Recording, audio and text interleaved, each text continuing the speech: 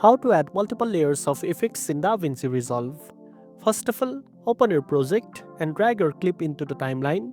This will be your base layer. Now, to apply layered effects, go to the effects library and open the OpenFX section. Drag your first effect onto the clip in the timeline. This will appear in the inspector under the OpenFX control, where you can adjust its setting. Similarly, you can add another layer of effects by dragging the same clip onto a new video track above the base layer. This creates a second visual layer with a different effect applied. To add a third layer, repeat the process, add the clip again on another track above, apply a new effect from OpenFX and adjust it in the inspector.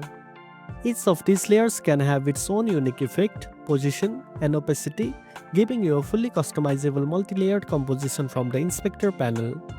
And that's it. Now you know how to add multiple layers of effects in DaVinci Resolve.